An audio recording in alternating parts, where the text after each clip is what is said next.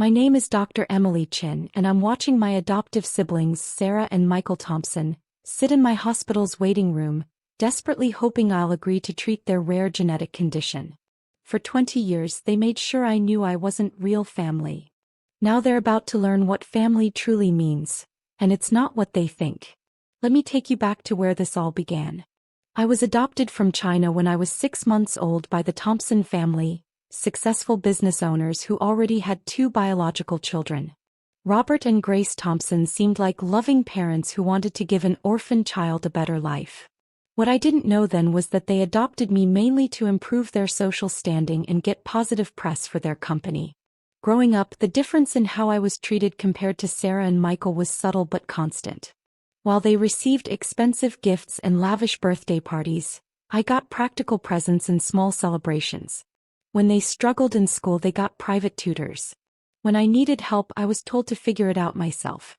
"You're lucky we took you in," Sarah would remind me whenever I complained about the disparity. "Most orphans don't get anything." But I didn't just figure it out. I excelled. While my siblings coasted through private schools on our parents' donations, I earned scholarships and academic honors. By 16, I was taking college courses. By 18, I had been accepted to medical school through an accelerated program.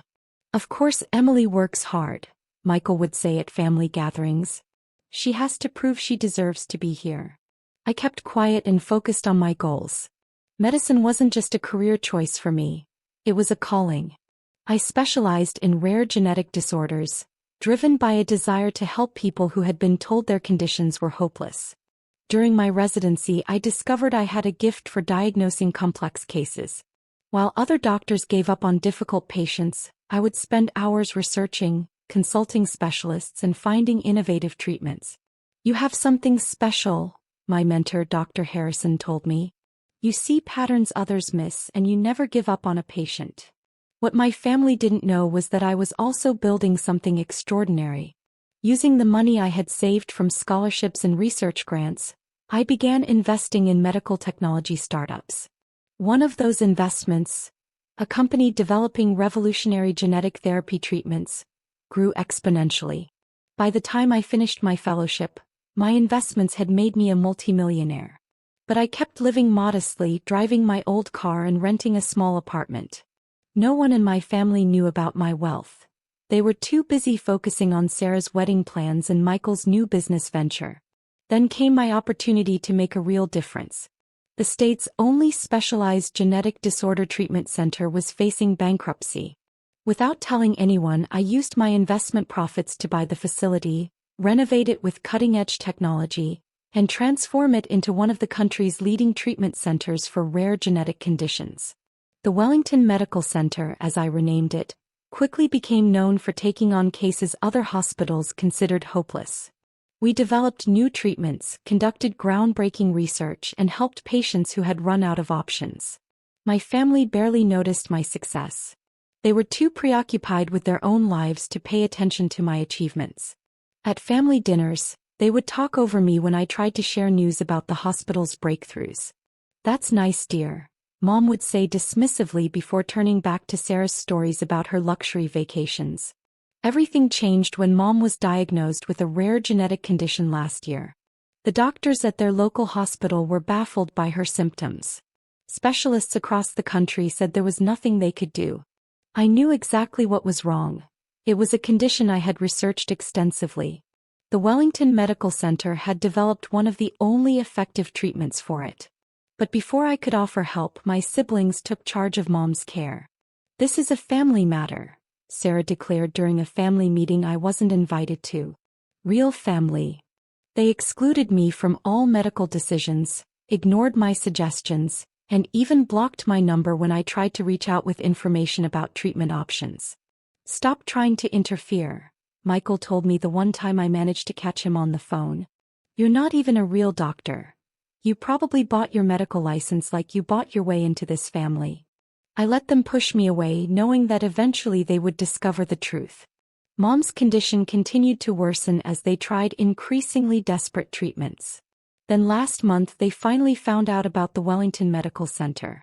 A specialist they consulted told them it was Mom's only hope. that the center had pioneered the only known effective treatment for her condition. What they didn't know was that I owned the hospital, that I had developed the treatment protocol, that every major decision about patient care required my approval. They showed up at the hospital yesterday, filled with desperate hope. I watched through my office window as they approached the reception desk, still not knowing I was connected to this place. "We need to see the doctor in charge," Sarah demanded. "Our mother needs treatment." "That would be Dr. Chen," the receptionist replied. "No, we need the real doctor in charge," Michael insisted. "The one who owns this place."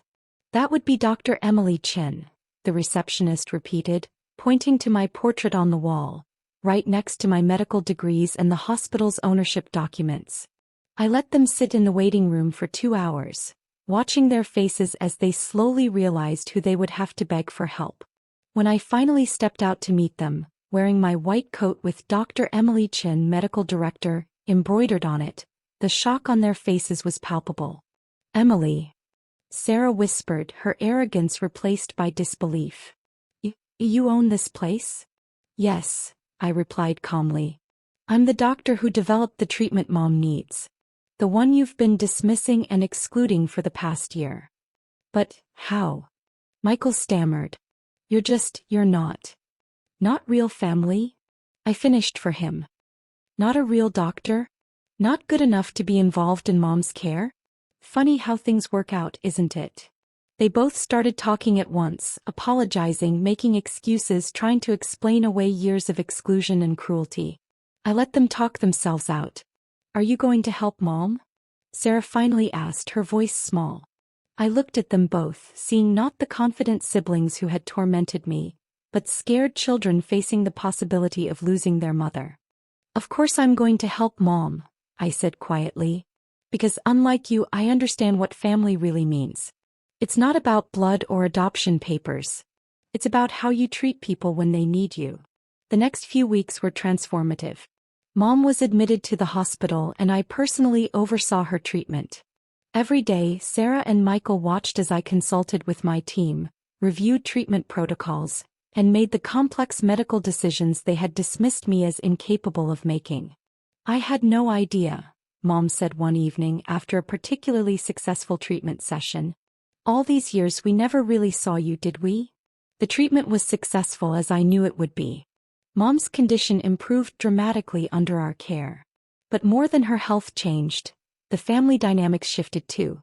Sarah and Michael had to sit in my hospital, surrounded by evidence of my success, and confront their own prejudices.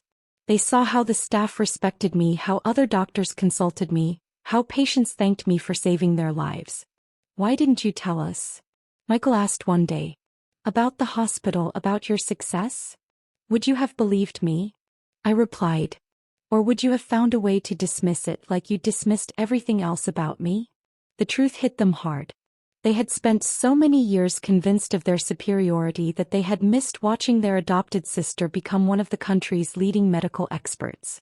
Mom's recovery took 3 months. During that time, I maintained absolute professionalism.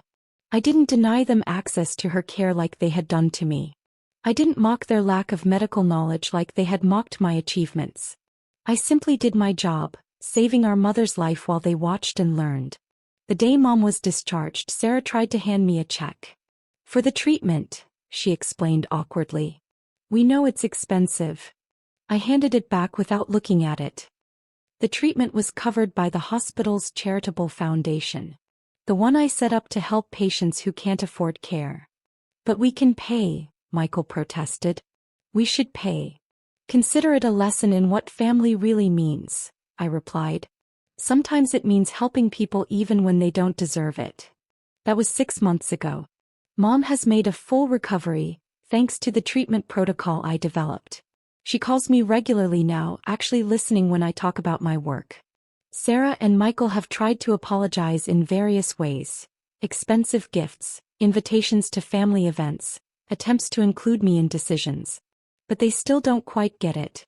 They think they can make up for years of exclusion with material things, just like our parents thought they could substitute real love with adoption paperwork and charity galas.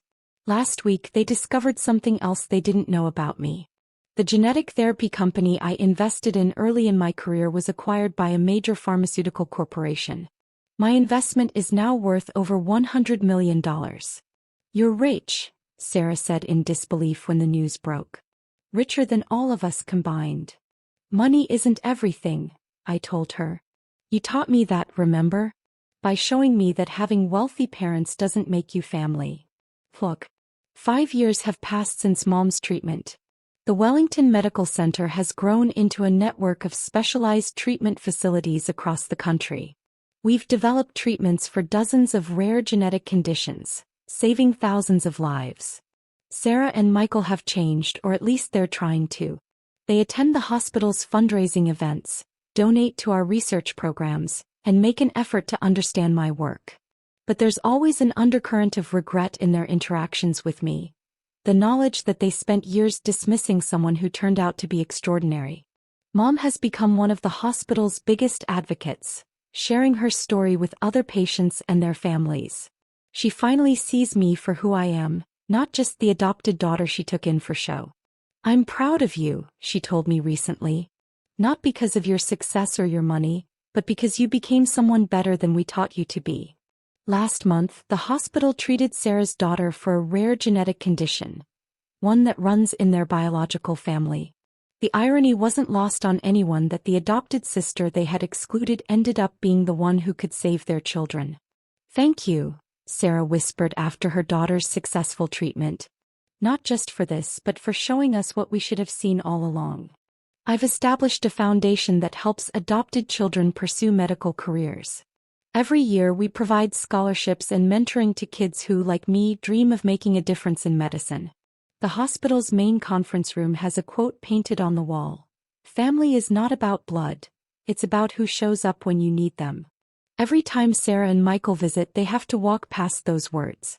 They finally understand that being family isn't about DNA or adoption papers. It's about choices. The choice to include or exclude, to support or dismiss, to love or reject. As for me, I'm still Dr. Emily Chen, the adopted daughter who became more successful than anyone expected. But now I'm also something else. Proof that family isn't what you're born into or adopted into. It's what you build through your actions and choices. Sometimes the best revenge isn't about getting even. It's about becoming someone so extraordinary that those who dismissed you have to live with the knowledge of what they missed.